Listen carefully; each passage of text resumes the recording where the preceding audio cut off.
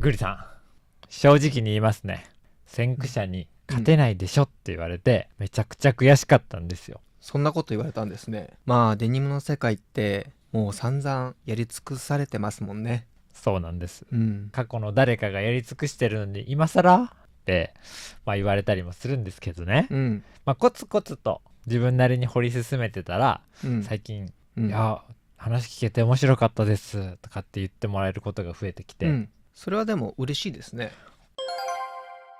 それで今日は何を掘っていくんですか？今日もね、リーバイスの G ジャン、G ジャン 506WX です、ファーストタイプとも呼ばれるやつですね。ファーストタイプ、はい、初期の G ジャンってことですかね。そうですね。比較的初期頃の、もうちょっと古いモデルもねあったりするんですけど、古いやつってブラウスとか呼ばれたりもするんで。ブラウス、はい。へえ。G ジャンとしてはっきり認識された初期頃のやつと、最初の一手みたいな風に認識してもらえればいいんじゃなかろうかと。ここからね、全てが始まったと言っても過言ではないかもしれない。でも501ビッグ E と、はい、あとは557のサードモデルってやってきましたけど、その時は過渡期の話、そういう間の話をしてきたと思うんですけど、今回はテーマが違うんですかね。そうなんです、今日は初期頃だからこその完成度、その思想を掘り下げます。そして先駆者に勝つ必要なんてなかったって話もしたいと思います。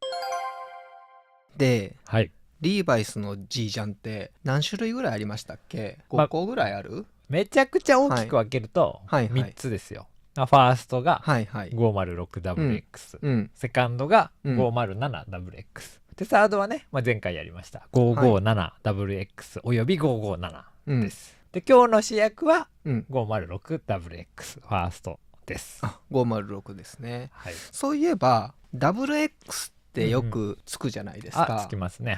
僕 WX って意味あんまりよく知らないんですけど、あれどういう意味なんですか？501の回に言ってなかったんですかね。WX は、エクストラエクシードの略で、要するに当時のリーバイスが使ってた生地が最高グレードですっていう意味を表してます。一番いいやつっていうことですね。そういうことが言いたかった、品質的に、っていうことだと思います。ベンツで言ったら S クラスとか一番ハイグレードですよみたいな、破れないっていうのが重要な時期では品質っていう大切だったんでしょうね。なるほどね。確かにそれを歌うことに重要度があったのかもしれないですね。それで 506WX ファーストのモデルっていつからいつまで作られてたんですか？これがね面白いんですよ、最初の登場は1905年と言われたりするんですけど、だいぶ古い。今回ねお話ししていく部分1936年から1953年頃のモデルですね。結構長いですね。そう長く感じたりもするんですけどね、この期間がねまた面白くて、大恐慌だったり、第二次世界大戦、戦後の復興とか、全部がねその中に含まれてるすごい時代なんです。確かに世界大戦とか大恐慌教科書で載ってたなっていう記憶はありますけど、すごそうですね。でね、この一口に、506WX って言っても、実は前期と後期ってね全然話が違う、要はその時代を経ていってるんで、さっき言った1936年とかの初期と最高期のモデルっていうのはね結構違ったりするんです、で今回特に深掘りして話していけるなっていうのは、後期のモデルになってます。後期ですね。中期とかももう加えてほしいですよね。中期、僕のイメージですよ、中期が対戦モデルと呼ばれる部分に当てはまるんじゃないかなと、僕の感覚ではそういう風な位置づけの、そうです。やっぱ対戦っていうのはもう神格化されてますから、戦前、戦中、戦後と区分けできるとしたら、中期とはそこに当てはまるんじゃなかろうかと。それでこの506のどこで見分けることができるんですか？まず一番簡単な見分け方としては、背中にねついてるバックルの形状、つけてます。ついてるの見たことありますね。そうなんですよ。後期型になると、針、バックルについてるこの針がないんですよ。だから通すだけのタイプ、ありますね。それが前期って言っても戦後すぐぐらい47って言われる頃までは針があるモデル、針がないイコール最高期モデルというふうに見たりすることもできます、あとはね、ボタンの裏側の形状だったりとか、赤タブの表裏見てどうだとか、いろいろあったりはするんですけどね、その見分け方とか、パーツのボタンとか付属のディティールが詳しく知りたいみたいな人はね、ぜひ 506WX 見分けでね、検索してもらえたらたくさん出てくるんではい、投げましたね確かにイカさんはやっぱり難燃性とか鑑定士のポイントっていうよりはそれ以外の違うところを読み解く変人ですもんね。そうですねはいボタンの細かい云々、嫌いじゃないんですけど、もうちょっとマニアックなね作りの思想みたいなところをね、妄想して見ていきたいなと思います、ついていきたいと思います。僕の一番のお気に入りのポイントから、胸についているポケットのフラップ裏側、見たことあります？いや普通ないですよね。さっきのボタンといい裏を見るのはやっぱりマニアの基本っていうことなんですか？そうなんです。ちなみに、胸についているフラップの裏側、これ557、前回もお話ちょっと出ているんですけど、一緒で薄い別布になってます。だから表地身ごろとかと同じではない、薄い生地になってて、地の目っていう生地の縦横も表とはこうクロスするようになってたりするんですよ。でもなんでわざわざその別布を裏に使ってたんですか？まあ厚みの軽減なんじゃないかなと思いますね。3枚構造とかだったら張りが出したかったとかいろんな考察もできるんですけど、3枚構造にはなってないんで、そういう要素は少ないかなと思うと、軽量化、厚みの軽減かなと。でここからが本題なんですけど、身ごろをね裏からこう覗いてみたら、フラップとポケットの縫い付ける、身ごろに叩きつけるステッチが切るんじゃなくて1回でフィッとこう続けてかけられてるんですよ。表からはね、かなり見えづらいというか、当時のものは切れてるんだろうなみたいなものが多く見られるんで、わからないことも多いんですけどね。一筆書きみたいに縫われているってことですか？そうおっしゃる通り。これね一筆縫いとか、僕とかはね伝える時には分かりやすいんで言ったりするんですけど、分かりやすいですね。要は当時のミシンにはガチャンって糸を半自動で切る機能がなかったんですよ。なので、できるだけ1回で縫う、糸を切るという工程を減らす工夫がされてたと。なるほど、効率よくするための工夫が見られるっていうことですね。でこれ僕も最近知ったんですけど、戦前の 506WXのこの部分っていうのは2回に分けて縫われてたりするんですよ。一筆縫いじゃない。そうなんですよ。当然ねこれ個体差だからとかいう話は一旦置いといて、僕が見たものはそうだった。でじゃあ戦中はどうなのかっていうとフラップついてないんで、そうなんですよ、はしょられてる対戦モデルね。そうなんです。だから戦前と戦後での比較、なるほど、をしてみると、戦前は一筆縫いじゃない、手間がねかかってるんですよ。じゃあ別々に縫われてたってことで、そうなんです。それは現場の職人さんがこうやって縫った方が早いじゃんみたいなのを発見した瞬間っていうところですね。そうきっとあったんだと思うんですよ。帰ってきたフラップ、それをつけるときに、あれこれみたいな部分があったんじゃないかなと。面白い。でしょ、別々に縫ってた工程を1回で縫えるように改良した、意図せざる美しさたるや。意図せざる美しさ決めてきますね今日も。これあれですよ、スピルバーグのジョーズの撮影の話で、サメのブルース、サメのブルース、サメのブルース、ブルース名前あるんですね。ロボットの名前なんですけど、それが海水で壊れちゃって、こう全体をね映すことができなくなったんです。で一部しか出せないっていう制約された結果、恐怖感を増したって言われる伝説になったエピソードがあるんですよ。これはでも怪我の巧妙みたいな話になるんですかね。ジョーズはもちろん存じ上げておりますよ。有名な。そうです。ブルースっていうのは全然ね名前までは存じ上げませんでしたけど、そうですよね。このデーデっていうのも壊れたことによって、じゃあここは見せれないから音楽の演出でみたいな、そういうのもあるんですよ。なるほどね、おもろ。っていうかもうロボット作っとったんかいっていうのもね。そうだって当時 CG できないですから。なるほどね。面白い。でも近いと思います。制約があったからこそ生まれた商品というか、そういう美しさみたいな部分っていうのはね、しかもこれ今となってはこれ再現する方が大変なんですよ。だって今のミシンは一工程でガチャンって糸切れちゃうんで、そうわざわざつなげて縫う方が手間かかるし、そんなの私たちの常識にないんですけどってなっちゃうんですよ。当時の人間が聞いたら、なんでそんなわざわざ面倒くさいことするのって。そうだからね、こう一筆縫いをこう再現してるブランドとかでね、やらしく見ちゃうんですよ、こう裏でやってたりすると、やるねって思うんですよね。しっかり工場さんとこれコミュニケーション取らなきゃできないことなんで、しっかりものづくりされてるんだなって思います。前回も言ったけど、これやってないから悪いではないんですよ。結果だって工賃上がるからとか、そのクオリティが他下がっちゃうから、やめとこうって選択肢があるっていう話なんでね。そういうことですよね。はい。次、シルエットの話です。シルエット。はい。このじいちゃんね、全体見て、どう思いますか？ファースト。カクカクしてて、はいはい。まあシンプルな感じですよね。はい。余計が装飾もなく、はいはい。ポケットも一つじゃないです。ファーストガンダムみたいでかっこいいですね。ファーストガンダムみたい。それただのファーストつながりでしょ？そう、ファーストもつながってます。だって今形の話ですよ。ガンダム全然形ごちゃごちゃしてるじゃん。はい。まあその話も語りたいことはあるんですけど、今日はとどめときましょう。あ、わかりました。まあ要は、そのシンプルで直線的な部分が多いんですよ。ワークとかにね、よく出てくる特徴ではあるんですけど、まあ一番わかりやすいのが、袖のここにある切り替えの部分。これがね、もう完全なる直線、はい、直線的なんです、カーブしてないっていうことですか？そうなんです、これね、前回登場した557、サードタイプは、もうしっかりカーブがこう向き合うカーブになってて立体的な形になって、でも506は立体的な構造なしの直線、でも、なんで直線なんですか？もうかかしとかにしかそれ着せられないですよね。いや、かかしはもう T 字前提でしょ。それも着物、そういうことじゃないんです。そういうことではない。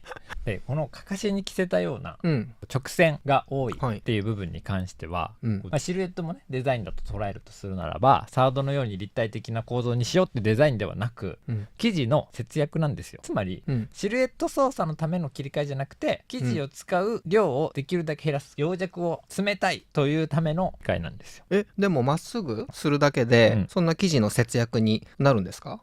布をこう四角にして切っていく、正確にはまっすぐにすることが節約になるのではなく、切り替えにすることが節約になるんですけど、あえてねその四角丸、直線が多いということを例えに挙げるとするならば、クッキーの型抜きですよ。長方形のね、生地があったとして、それにこう丸い形でこう抜いていくと、丸のこの端っこにひし形みたいな余りが出ちゃう。ああ、なるほど、わかりやすでしょ。確かに余るわ、丸だと。でも四角だと綺麗に取れる。もう全部いけますね。そういう意味で無駄は減ると。ただクッキーの場合はそのひし形の部分、いやこれもったいない、本当は食べれるから本当の節約になるけど、服の場合は立体的なんで必ずしも四角だけで取るのが節約とは限らない。ただ分かりやすい解説として、直線が多いと詰まりやすいよねということを今ね触れさせていただいております。いや面白いな。でしょ。これね、もう一個面白いお話がありまして、ファースト型ってここにプリーツが2本ずつ左右に、プリーツ、畳んである生地が、ここになんか線入ってるやつね。で奥に生地が隠れててこう開いたり閉じたりするんです。でもまあステッチで縫い押さえられてるんで、こう一部だけこう開いたり閉じたりするようなね仕様になってて、これの機能、なんでこれつけたんみたいなのがねこうずっとわからなかったんですけど、なんでなんですか？なんでかなって、そのわざわざデザインって思ってた、ちょっと前にねYouTube で発信してる方がいらっしゃいまして、それ見てね分かったんですよ。サイズの調整です。サイズ調整。太ったら押さえてるステッチを切って対応させろ。前の時に対して、そうお腹ででも大丈夫ですよみたいなことらしい。実際ねその当時のカタログみたいなのが出されてて、もう表記があると。そういうことですね。まあ確かにねアメリカ人ビール好きですから、やっぱり労働者とかも汗かいて、もうパブはイギリスか、でもガブガブビール飲んで、もうビールパレ用のディティールっていう親切設計っていうことですよね。親切設計、でも実際それプリーツを紐ほどいて着てた人っているんですか？いやいないでしょ。僕は見たことないですよ。でもこのプリーツ、デザイン的にも見た目の印象これだいぶ変わりますよね。いやそうなんですよ。だから結果ね、両方抑えられているという、そんな配慮がデザインまでというね、面白さが込められてるんですよ 506WX には。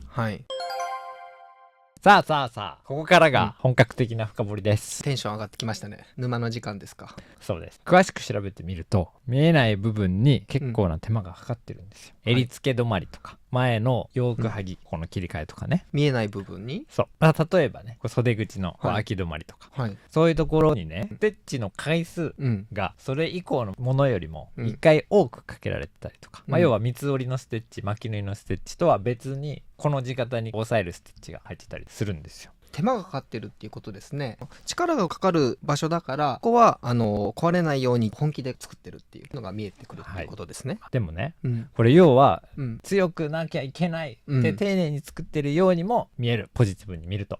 でも視点を変えてみると、最終的な缶抜き止めの表にたどり着くまでに、ほつれてしまわないように仮止めとして一工程入っていた、その効率とか縫製の都合でね見ることもできるんですよ。この仮止め的なこのステッチは、後々はね、507では見られなくなっていくんですね。つまり 506WX は丁寧だったと言い換えることもできるかもしれないですね。なるほどですね。初期だからこそ丁寧に作ってたっていうことですね。やっぱファーストガンダムですよ。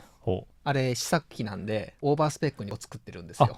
そうなんですね。1体しかないんで、そこから量産がジムに移行するんですけど、その前段階の試作機がファーストガンダムなんですけど、RX782 っていうオーバースペックなんで、だから激強なんです。知らなかった。アムロがすごいんじゃないんですか？アムロもすごいんですけど、そういう背景があって整合性が取れてるじゃないですか。試作機だから1台しかない、だからオーバースペックに作ってるから強い、主人公が乗る機体で一番強いっていうね。じゃあシャアがめっちゃすごいと。そう、シャアの方がでもすごいんじゃないかなと思いますよね、そう考えたら。あれザクなんで劣るんで、機体的には。なるほどね。でもシャアザクもおそらくあれでもカスタムされてますよね。普通のザクよりは強いと。そうちょっと脱線したんで戻してください。いや、じゃあ続きますね。もう一つ面白い発見があって、これも最近ね実は教えてもらったんですけど、巻き縫いのステッチの感覚が縫い箇所によって違うんですよ。縫い箇所によって違う？はい、巻き縫い何箇所かね神社の中に登場してくるんですけど、でそれがどうなのかっていうと、確かにそう言われりゃそうだと思ったんですけど、 0.72 幅と 0.64 幅が混在していると、そういう個体がある。ミリ？何？ミリ？ミリ？7ミリと6ミリ？ 7.2 と 6.4。 7.2 ミリと 6.4 ミリが混在しているっていうこと、もう発狂しそうになるんですけど、誤差の範囲じゃないんですか？違いがあるんです。重要な、そこはヴィンテージオタクにとってとっても重要なところ。なぜかというと 0.72 はユニオンスペシャルっていう、ユニオンスペシャル、そんなに詳しくない人でも聞いたことあるであろう、ユニオンスペシャル特殊な当時のミシンで縫われてると、0.72 はねされてる、厚みがあるところでも縫えるよっていう用途のミシンで、それがしっかり普及してたかどうかっていうところもあるとは思う。その工場がね、どれぐらいそのミシンを持ってたかとか、いろんなことであって個体差はあると思うんですけど、0.64 は逆に重なりの少ない部分、だからさっき言った袖の切り替え、その肩線とか、その1枚ずつを縫うところは 0.64、それ以上重なるところは 0.72 みたいなね、ユニオンで縫ってる。つまり厚い部分と薄い部分でこうミシンを使い分けてたっていうことですか？そうなんです、その痕跡がステッチ幅に残っていると。なので、このステッチ 0.8 ミリの違いは重要で、ちゃんと抑えていかなければいけない部分だったというわけでございます。変態ですね。普通わからないですよ、それはもう。でも細かい話聞くっていうのも面白いですね。でしょ。あとリベットも上側穴が開いてるパーツをシュンって重ねてるような仕様になってるんですけど、その穴が開いてる輪っかのねパーツが表と裏、刻印が表側のみだったものが後に両面刻印に変わっていく、これきっとねこう打ち損じ、確認しながら打つのはすごい手間なんで、鼻から両方文字にしちゃえばいいやんっていう変更が加えられていくんですよ。進化の過程が見えるってことですね。その通り、こういうね同じ品番同じアイテムで変化していく過程が見える、進化の歴史みたいなものが見えるのも量産されたヴィンテージならではの面白さだなと思ってます。ところで 506WX ってどういう時代に作られたものになるんですか？いや、いいですね。やっぱね、いろんな時代を生きている506だけあって、ここもね重要だと思います。1936年から1953年としたと思うんですけど、アメリカにとってはね、冒頭にも触れましたけど激動の時代だと思います。確かに、何があったんですかね。結構長い間だし、なんやかんやはあってそうですね。いや、まず、1936年は大恐慌からの復後期、1929年に始まった大恐慌で、アメリカ経済はボロボロだった、世界大恐慌ね、耳にしたことはありますよ。めっちゃ不景気そうだなって、ですよね、そんなイメージで、1932年にフランクリン・ルーズベルトが大統領になってニューディール政策を始めた。この中に市民保全部隊 CCC っていうプログラムがあって、急になんか社会の授業みたいになったんですけどCCC ですか？そうなんです。若者たちに仕事を与えるっていうプログラムです、大恐慌中ですから、でそれが公園を作ったりとか、橋を架けたりで、そこで彼らが着ていたのがデニムのワークウェアですよ。ああ、もう景気が悪いから国が動いたっていうことですね。当時のデニムはもうガチの作業服として使われたっていうことですね。泥まみれになって、こうもうおしゃれ着ではなく国のこう経済を回すための服だっていう、そういう時代ですね。でそれ支給されてたというね、情報もね残ってるんで、そう考えると1936年に 506XX に赤タブがついた、要は支給されたもの、これはリーバイスなんだという識別を必要としたというふうに捉えることもできるんじゃないかなと思うと、ビッグ E の赤タブが導入されたっていうことのまた面白さ、前回はここをねじいちゃんの始まりとしましたけど、そういう捉え方もね面白いよねと。面白いですね。506WX の赤タブ元年ということですね。そうですね、赤タブ元年です。でね、1941年に第二次世界大戦にアメリカが参戦すると。戦争中の 506WX はね、対戦モデルって言われるやつ、簡素化されるんですよ、資源不足で。物資のね、もう戦争で服の形まで変えちゃうっていう、戦争恐ろしいですね。プライベート・ライアン見直してみようかなって思う。スピルバーグの映画ってこう尺が決まってるじゃないですか、こう2時間とか、そうですね。だからやっぱり説明を極力なくした方が情報量を詰め込められるんで、そういう知識があるっていうことで、絵を見るだけでこれ物資統制があったんだとか、そういう解像度が上がるんですよ。